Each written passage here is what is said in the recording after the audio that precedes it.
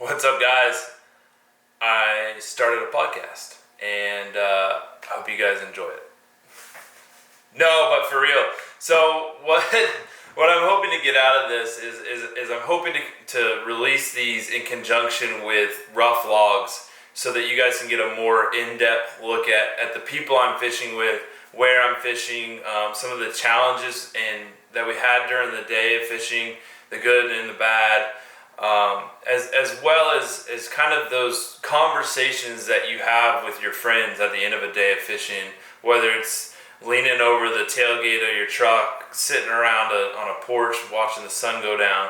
I really kind of wanted to try to capture some of those conversations and pass them on to you. And I'm excited to see where this goes. I'm excited to be doing this and to offer it to you guys. I think it's going to definitely help. I think it's going to be good for the channel. And what I'm asking from you guys, though, that are watching and listening to this is please, in the comment section, let me know what you think. I want to hear the good. I want to hear the bad. I want to hear the ugly.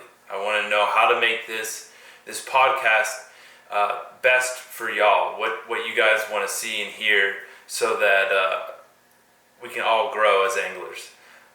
This week, I've got my buddy Parker on, where we talk about growing bass, freshwater fly fishing, saltwater fly fishing, and we ended off talking about Parker's YouTube channel and a little bit into, like I said, how the day went on the rough log.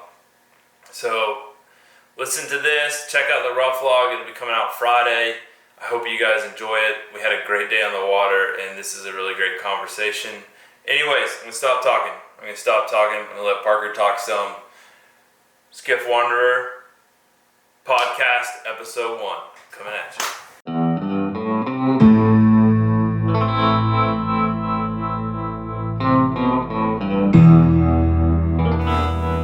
Alright guys, welcome.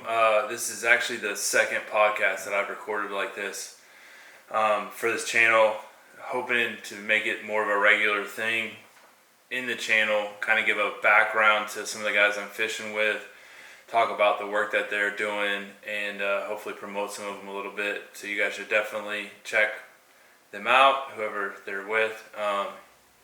Just kind of hopefully give you guys some more tips in fly fishing, some of the challenges that come along with fly fishing, everything from tips with fly fishing to travel tips. We'll see where it goes. So this is the second one that I've done, and today I'm joined by Parker from Parker's Outdoor Life. Right? Yeah. Yep. I'm the worst with remembering shit. That's why I have my phone with me, so I can remember stuff. So Parker, why don't you tell us a little bit about yourself? So I guess I'm one of those guys that you just grew up fishing. Yeah.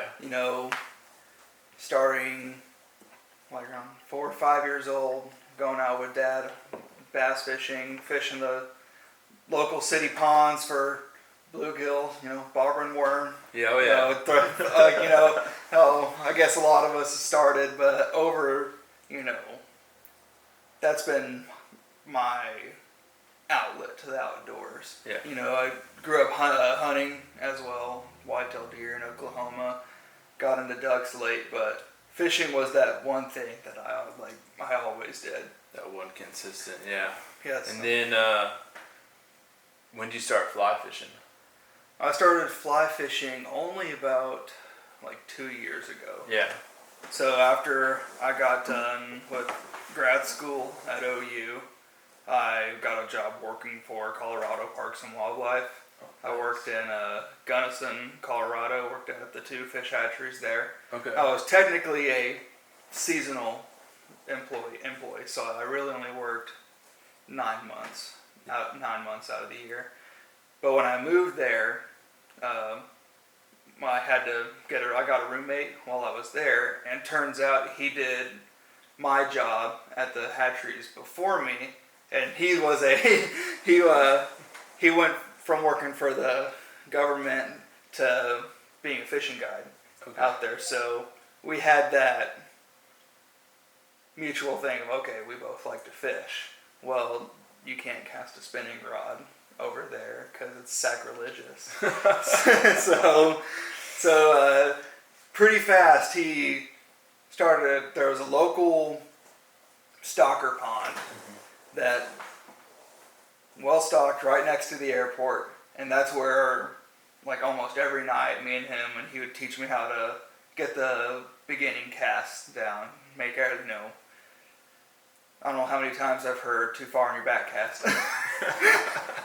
But yeah, he kind of hammered it in me, but it was one of those things where, you know, like anything else in life, you find something you're passionate about and you want to get better about it, you just do it until your arm hurts. Yeah. So it was just a bunch of times. You know, the first fish I actually caught on the fly, I was not trying to catch a fish. I was just trying to learn how to cast. So I was like, okay, how do I get this thing to me now? But there was just one of those moments where, you know, it just kind of clicked. Yeah. Where it's like, okay, that's how the cast is supposed to happen.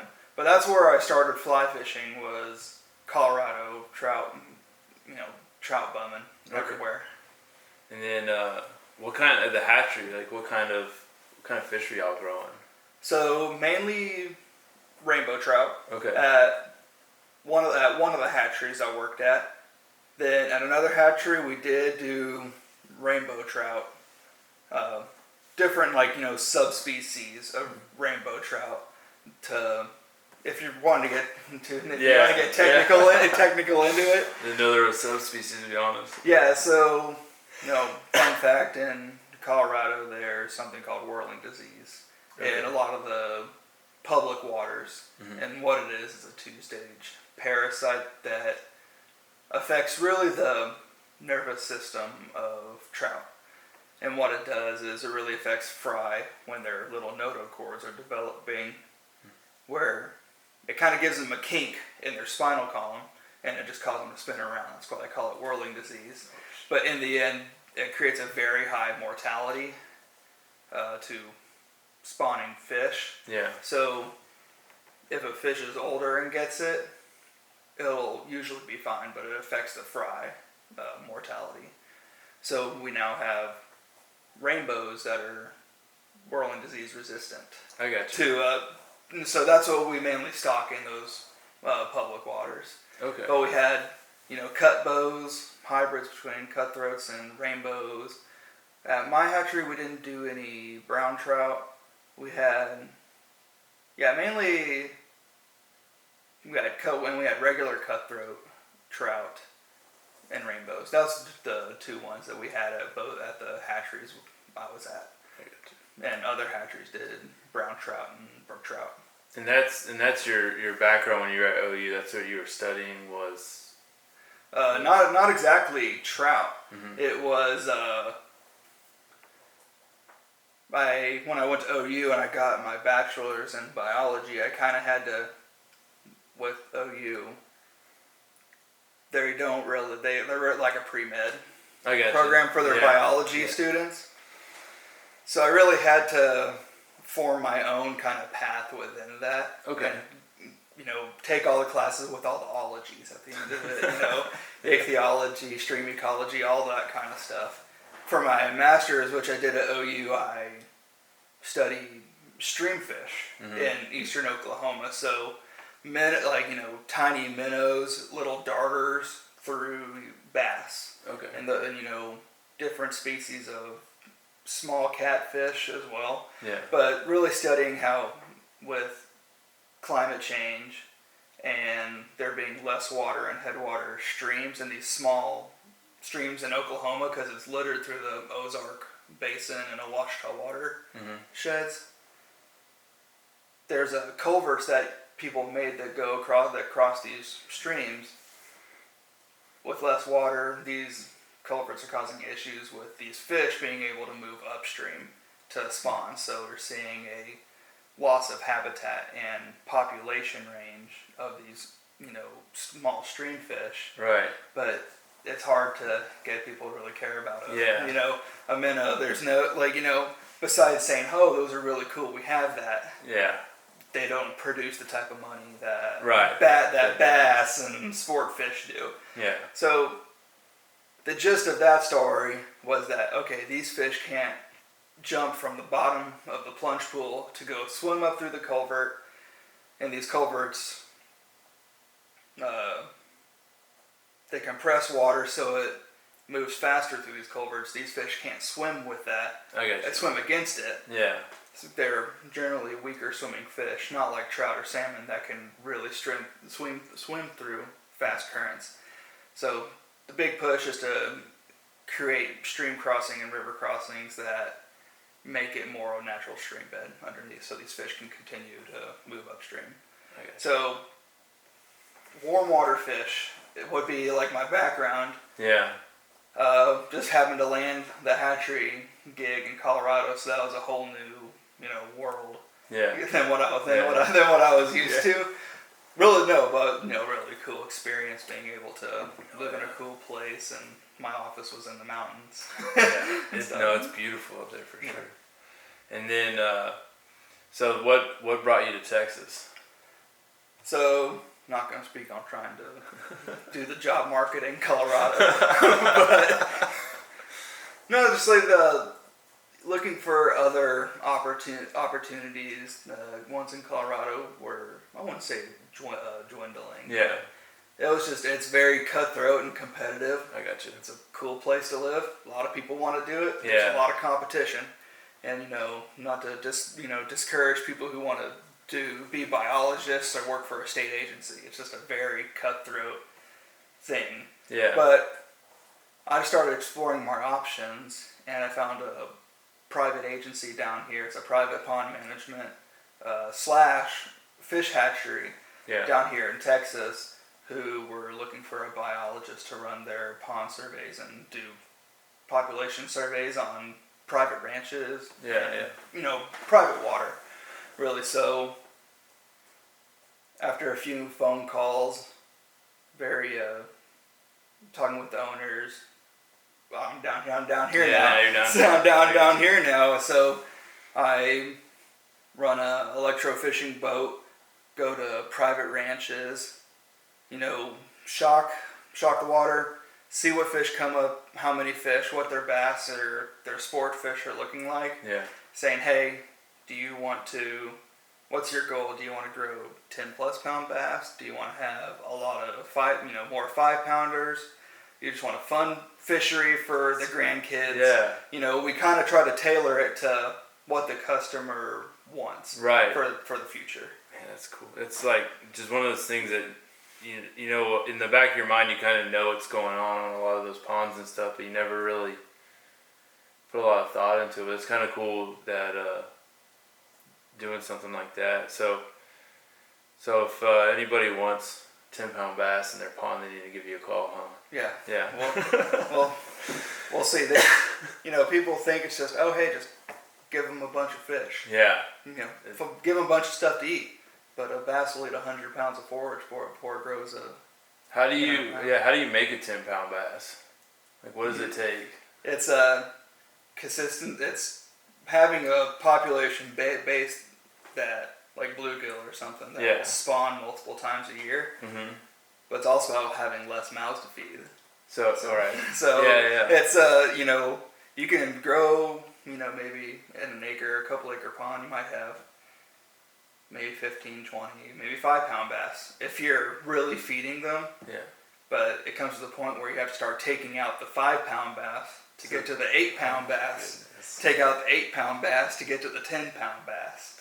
So it's creating that sort of environment. Yeah. Where some ponds I can kind of say, hey, a 10-pounder is attainable, but it's going to be a lot of money. Yeah. And it's going to be a lot of work. I can only tell people to, hey, do this. And it's up to them to actually do that. The biggest song and dance is, I have a bunch of 2-pound bass. I have hundreds of 2-pound bass. Why don't I have any bigger bass? You're not taking out any of the 2-pound bass. So, no, that's what I do now. I'm hoping someone will give me like a monster bluegill, project. Just grow those big bluegill with the with the foreheads. Yeah, oh yeah. That's big bass are cool, but I think big bluegill are so underrated. That was like when I was growing up. I fished a bunch of golf courses, and it seemed like all of them had like the bluegill the size of your hand. Yeah. And I always, I like, every now and then you'd find the bass, and it was fun to catch those. But man, you could sit there and just hammer on the bluegill all day. Yeah. I think it's kind of the unsung hero. It's like, bass are fun, but you take a little ultralight rod. Oh yeah. To a, with like 2 pound line. Mm-hmm. Those big bluegill will give you a run for your money. They have a lot more fight in them than definitely people think. So how often do you sneak a fly rod into some of these places to catch? I'm trying. Can't answer that. I'm trying to get buddy with a few people, but no. Most of the time, it's whenever I go out and do a survey. Yeah. Only when we know in previous history that they have a ton of bass. Yeah. Might throw a line in there because we're just trying to take bass out. Most of the time, for some places, all we do is we have our fish hauling truck, and we'll just take as many bass out as we can because they produce that many bass. And might be fun to sneak a line in there just to keep from shocking so much. But most of the time, whenever we're out doing the surveys, it's always like the grandpa's grandkid is out there on the boat trying to net up fish, and that's really fun. Yeah, I bet those kids love that. Yeah, and you shock up a 45 pound grass carp that's 45-50 inches long. You're like, what is that? And that's what keeps all that grass down in this pond. So it's kind of cool to see, and we've seen now that with the older generation, they're starting to kind of pass on, some of their properties to the younger kids. Mm-hmm. And they're way more in tune with the fishing side of things rather than, growing big whitetails. Yeah. Stuff like that. So you're seeing more guys that are like, oh, I really want to make my pond, rather than just saying, hey, we had a pond. Mm-hmm. These guys are really starting to take, the pond side serious. Yeah, not just that makes sense. Not just the deer side of things. Yeah. So before you moved down here, because you started saltwater fly fishing, have you done any before you moved down here? No, Colorado was my first time fly fishing. No, I've saltwater fished before. Right.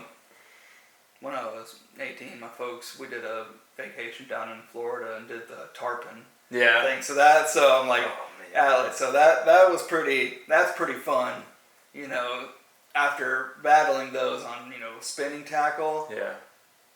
And, learning the fly rod, I'm like, okay, that's up there on the list for sure. I was like, okay, those things will test out any spinning tackle you got. Yeah. Now on a fly rod, that's gonna be insane. So that's definitely on the bucket list for sure. Yeah, it's definitely on my bucket list. I know I've seen them with the fly rod in my hand. I haven't been able to get an eat on them. I tell you what, the guys that sit there and constantly produce, like you watch some of those guys that constantly are catching them, and more power to them. I wish I knew it. All right, so you've saltwater fished a little bit, and what's your main focus has been? Texas coastal. I'm assuming redfish, right? Yeah. Yeah. What are some of the things that you've noticed coming from more of a freshwater background and fly fishing to now you're starting to get into the saltwater? What are some of the things that some of the challenges that you feel like you're facing? Yeah, trout don't pull drag. No, it's, you'll never have a trout take you to your backing. Yeah. And both have their, I would say, similar challenges. Mm-hmm. Especially, the hardest thing to do for me in Colorado is fishing tailwaters. Okay. They're places that are generally always catch and release. Yeah. They're always packed with people. And it's frustrating whenever you can cast at a fish and then not care what's going in front of it. Because you've seen the same flies. Yes, I've been there before when I'm throwing a nymph rig at like a 25-inch rainbow, and you can literally see that little fly just go over its nose. It's like that thing was right in front of you. It could have eaten You don't. It doesn't care. And down here, plus where I was at, I mean, there was no wind. Like, I didn't have to. Casting was no problem once I got it down. But down here, with a way heavier rod, you know, not used to the light action, you know, really bendy 5 weights. Throwing an 8 weight with a super fast tip. That's the biggest thing for me. Yeah. Still, it's just you got to be able to. Okay, you see that fish 30 yards in front of you. Like you said when we were out fishing, you got to paint a mustache on it. Yeah. And it's like, okay, you got to almost nail it right in front of the nose. Yeah. To really get that. And you make a back cast and crosswind hits you. You got to adapt. So that's the biggest thing for me. And you know, I'd say these fish down here are pressured as well when it comes to fishermen. So it's still a challenge of getting one to eat. Yeah. Right in front of you. But it's. I think you have different challenges, but I think in the salt, you have way more to overcome. Yeah. For sure. Yeah. That's kind of my big deal. Is I've only been consistent like the past couple weekends. You know, me and my dad, we went and got a guide, and you know, before that, I mean, I'm just tossing at random stuff, thinking, okay, there's a bunch of boils, that must be reds. No, it's mullet. It's 99% of the time it's mullet. Yeah. But after that, and being able to see fish, and now I've learned how to find fish, starting to get a little more consistent. Yeah. But it's still hard. Yeah. Especially for a newbie like me. Just, I'm gonna bomb this. I'm gonna put this thing right in front of it, and your line just goes to the. So it's a aim small, miss small. Yeah. Kind of fishery. Yeah. Or just saltwater fly fishing in general. Yeah, it's definitely. I mean, when I first really started getting into it, I'd have days where you just would see fish all day long and just nothing. You know, even if you get fish that would finally present themselves in a way where you could actually get a cast on, because I had the same trouble when I first started. You know, just trying to get a handle on an 8 weight, and then once you kind of got your handle on that, then you got to get it faster and faster and faster, because these fish, you know, they know you're there. They're looking at you, especially you get the gin clear water down here. They see the boat, and if you move, I mean, I've watched where just the boat rocks a little bit to the side and the fish takes off. Yeah. That's all it takes.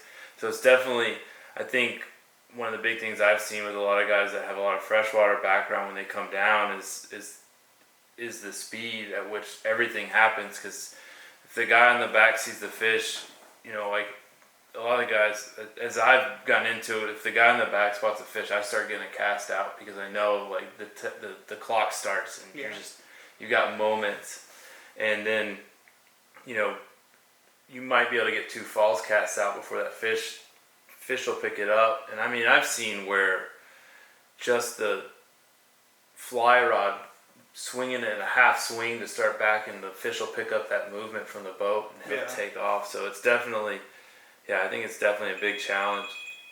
All right, so we've talked a little bit about your background, saltwater fishing. Now the next thing that I kind of talk to you about is you've got your own YouTube channel. Yeah. Right? So that's kind of how Parker and I actually met. Is he caught one of my videos, he left a couple messages, and then we started talking, and you know, met up, went fishing for a day. Yeah. So I was gonna say, talk about your YouTube channel a little bit. What do you do on there? What would someone expect to find if they got onto your channel? You'll expect to find videos of a guy that looked like he just found a GoPro and used, you know, Windows Movie Maker to make some just stitch clips together. Yeah. No, a lot of, I guess my stuff is I do like anything outdoors, and you know, Parker's outdoor lifestyle.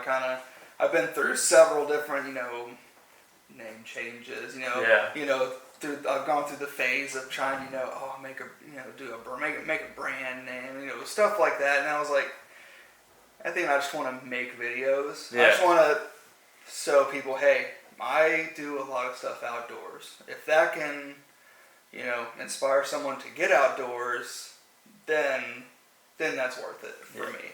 So a lot of the stuff I'm trying to get into now, and with YouTube is more informational stuff as well. Have videos, having fun, catching fish, enjoying the outdoors, but get more into the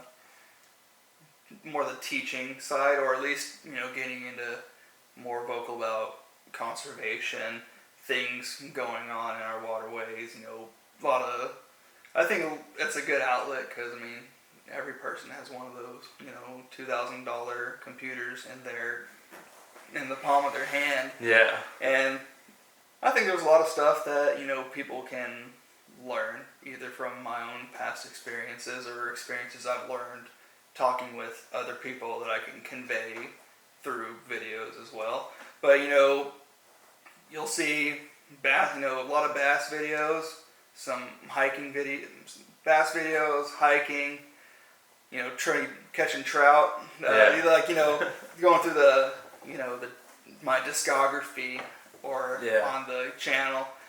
But now starting to do more of the saltwater thing.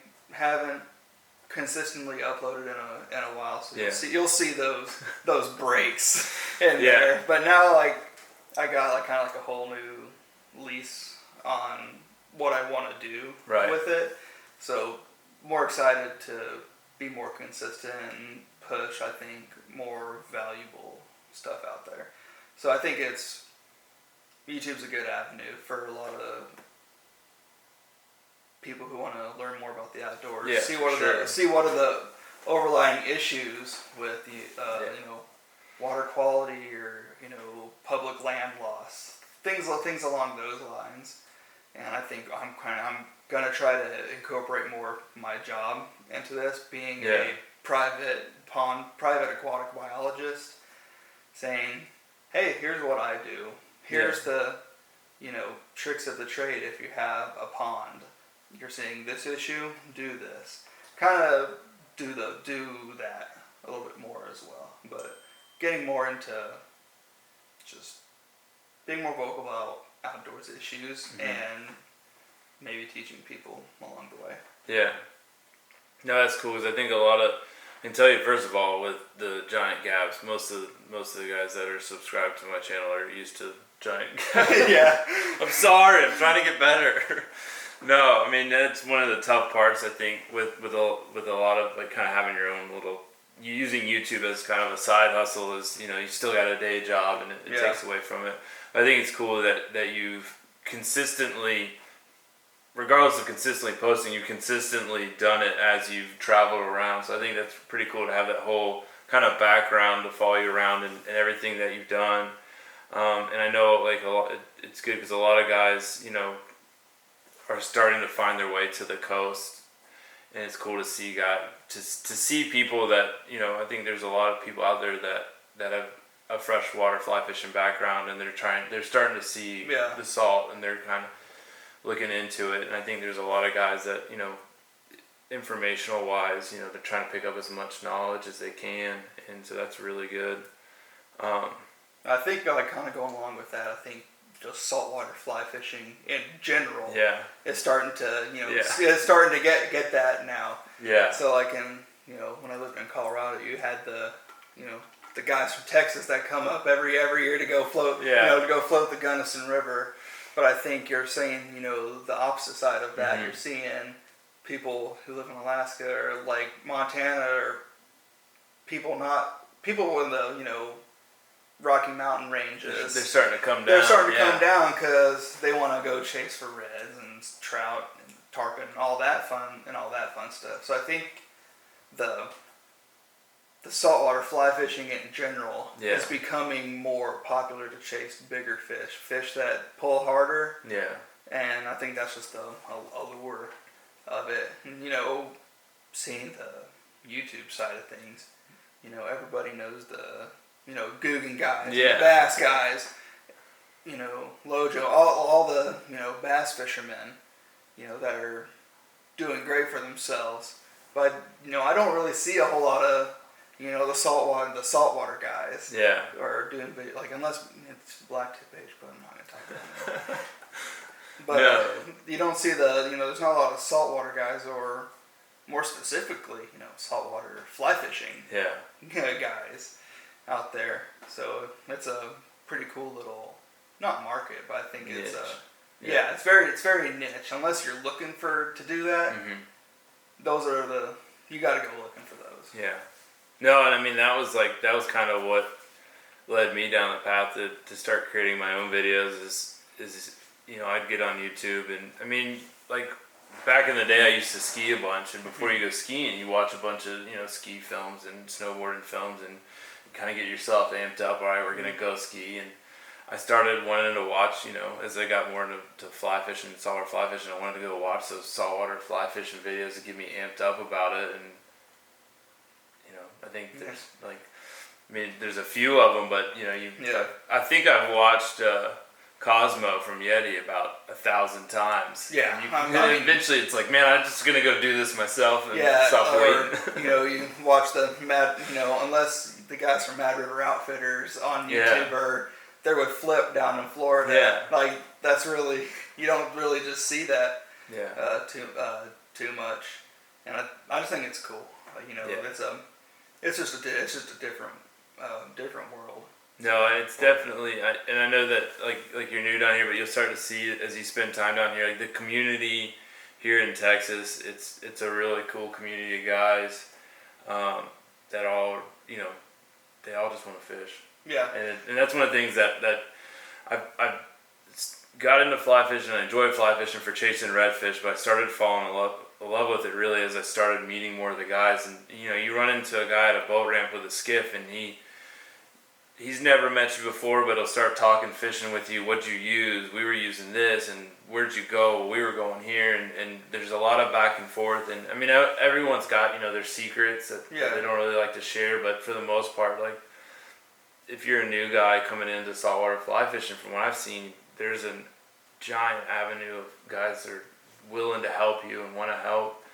And I mean, that's something that's really made me kind of fall in love with this whole community and the whole sport. Is just a giant group of people that they just want to fish. Yeah, definitely the camaraderie is a big one. You could be a introvert or an extrovert or however, but I mean, having that one thing, fishing or fly fishing, that's like probably one of the easiest ways I've met people. Oh yeah. I mean, I'll go fishing with anybody. You want to go fish? Yeah. It's not that hard. But like how I linked up with you. I mean, I just saw a YouTube video. Oh, you're down here in Texas. Send you a couple back and forth, and I'm on the boat with him. Yeah. There we go. It can just be as simple as reaching out to somebody, even through social media, which it's just a great way to connect. Yeah, for sure. With everybody, from seeing you on social media, then I've seen more people who are, will say, oh, if you like this guy's content, you'll like this guy's. And now I just see like Texas fly, Texas saltwater fly fishers. Everyone's like, oh, I didn't think there'd be, that much, but it's. No, you start digging into it, and they're everywhere. We're everywhere. Yeah. That's the coolest thing about it. Did the light die? The light died. The ambiance is gone. So my light died. But we still got a lot of daylight coming in, so I think it'll be all right. And if you're listening to this and you don't really care about the light dying because you can't see it anyways.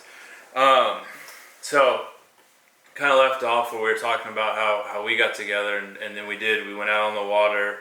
And what'd you think? No, I think it's cool because I've been kayaking a bunch. I've caught fish, but it's still, I haven't put that pattern, together for it. And about a few weeks ago, I got myself a skiff. So having that and be able to cover water, be on a higher platform, being able to see fish, that changed the game for me. Like, not knocking the kayak guys. It's a great way to get out and go fish. Yeah. But being able to cover more water faster I think, especially for down here, is a big game changer. So, getting on your skiff, fast forward to us fishing. I mean, I've only fished on a boat for like maybe 2 or 3 weekends. So, being able to get onto a boat with someone who's done this way more is really been. Oh my god, I'm not good. Dang, I'm hungry. But being able to get on the boat with someone who's done this before, I only see that as being really beneficial for me. Yeah. Because I mean, I'll go out there. Maybe I can throw to a few fish, but maybe I'm not doing something right. Yeah. In a cast or how I pull a skiff, and that's what I got from our fishing experience. Like, the first spot we went to, we saw a bunch of fish. Got to throw out a bunch of fish. Had lots of opportunities. We got to the edge of that flat. We were saying, okay, we lost the fish. We weren't seeing any more fish. What changed? Between that and looking down, it came to a very big, just grass flat, as opposed to where we were fishing was a little bit more, I would say, sparse grass. And the bottom kind of changed on us. And we weren't seeing as many. Yeah, so that's kind of cool to be able to run those ideas or those hypotheses back and forth with somebody to say, hey, this is what happened. Okay, move to another spot. Yeah. Move to another spot.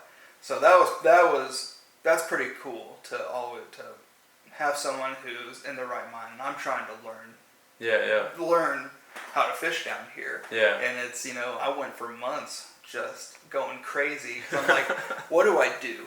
Like I have no idea. Okay, I paddle around this flat on my kayak. All I see is mangroves. What am I looking for? Yeah. And it's weird to think about, how structure plays a little bit different role down here. Yeah. As, in the bass fishing world, you can say, oh, I'm going to go fish this rip-rap bank of crushed rock. Oh, here's a grass transition on there. Here's a big lay down or a brush pile that someone sunk. Those fish are on, though you can see those fish are on there. While down here, it could just be a change in the type of grass or anything. It doesn't have to be a change in water depth or things like that. It can just, it's those minute changes that can really change something down here. So that's really cool. So after, a few different spots, we started seeing the black drum down here. And so I think I was throwing a little crab, overall kind of fly, those redfish cracklins. Little, overall kind of minnow, crabs, got legs. It can kind of be anything kind of fly, but they weren't looking for it. So you switch it up to a little black fly. And it was weird because I've never caught a black drum. Like looking back some, years since I moved down here, I haven't caught a black drum. Yeah. Now doing, chasing a fish for the first time on the fly is completely different. But it was interesting the way you really have to finesse the black drum. Yeah. Redfish, they see something in front of them, they see red. Yeah. They're just going to annihilate it. But just wait till winter. No, I'm excited. But, we were in a cove with just just tons of black drum. They were everywhere. But, Peter said, hey, just slow it down. Yeah. And just really just tick it right in front of them. And the water was still kind of murky. Yeah. I couldn't see my fly, but I could see the arch of this fish's back almost sticking out of the water. And I'm like, okay, my fly should be somewhere right next to them. But I see that thing, do a 180 on him. I'm like, okay, he's got to be looking at my fly. Something. He felt something. It's kind of tick that fly a little bit more. But then I never felt a bite, but I just felt my line just have tension on it. You strip set and there, it was on. It was on after that. So it's weird how I think it's cool to see reds, just get them to bite. That's really fun. But working for a bite, really playing the game to get something to bite. That's super cool. Yeah. In my opinion, just really when you really got to work for it, it's a little bit sweeter whenever you. Yeah. whenever you land that fish. Just wait till we start trying to catch sheep's head. Yeah. We'll see about that. We'll see about that. It's almost equate it to, going bass fishing. Yeah. Where you're just throwing a jerk bait all day long. Jerk paws. All day. But, when that one fish gets you, that one fish of the day, gets you, it's like, okay, you worked for it. It's a little bit sweeter when you do that. Or you get same with bass fishing, you get a fish to bite, even working a fish, that is just sweeter. But I think the black drum that's definitely on my list to keep going after, because I just think, that little added challenge to it, it just makes it fun. And so one of the things that we didn't really talk about that day, but when it comes to the black drum like that, is did you notice like when we got on them and we really didn't get a bite till I got the boat stopped? Yeah. Right? And then you hooked up, and then once we got the boat moving, they weren't hitting again. Yeah. So one of the things that I've noticed with the black drum that you gotta kind of be conscientious of is like anything that you're fishing out there, you're in a foot of water, they're gonna feel that boat's presence. Yeah. And the black drum especially, like if that boat's moving and pushing water around the black drum, they'll shut off their bite. So one of the things that you can do, like, and you get into a situation like that where you're in a bunch of them, they're there, is park the boat, jump out, and start walking after them. Because your 2 feet don't push, you walking through the water won't push as much. And I mean, I thought about, while we were out there, I thought about parking the boat and trying to run around after them. I was like, man, the sun was kind of going down, so I was like, well, let's get out of here. But no, that was cool, because that happened to me while I was on my boat. I went to a flat and I was in clearer water than we were in. But I just started throwing, what is that in front of me? And it was just hundreds of black drum. And still, I was throwing that little redfish crackling. They want nothing to do with it. I'm like, I know these fish can see me. I'm almost on top of them. I've seen them just follow that fly down and just stare at it. And they're like, nope, I don't think so. But that was cool. I was in about 4 or 5 foot of water whenever seeing them. Yes, seeing them. So I'm only 5'10", so waiting would have been a little bit weird. Yeah. But no, I was like, okay, something's gotta change. Yeah. I just until I went fishing with you, I didn't know what that change was. Yeah. Going back to finding people fishing and learning, with somebody. Yeah. So, I know, little black flies. Little black flies. Or green. Yeah. No, and that's one of my favorite things is when you get into like black drum like that is you can switch it up. And I'll tell you, like that little black fly that we were using, if you get redfish that are finicky, you can work it the same way, where you just let it sit on the bottom and let the kind of tick it and let the redfish find it, and they'll pick it up. And that's it's kind of the same thing you're trying to do with sheep's head. Sheep's head though, they'll just, as soon as the fly hits the water, they're into the next county. Yeah. And they're just, that's a whole different animal. I'm not even gonna act like I know how to catch a sheep's head because I haven't caught one. I haven't either. I've thrown at them. Yeah, oh yeah. Thrown at tons of them. But it's like, they sense anything wrong, they bolt. Yeah. No, I appreciate you taking the time to sit down with me, talk about your channel and background, everything. I'm looking forward to hitting the water some more. Definitely. Definitely. You guys listen, definitely check out Parker's channel. Give him a follow, give him a subscribe on everything.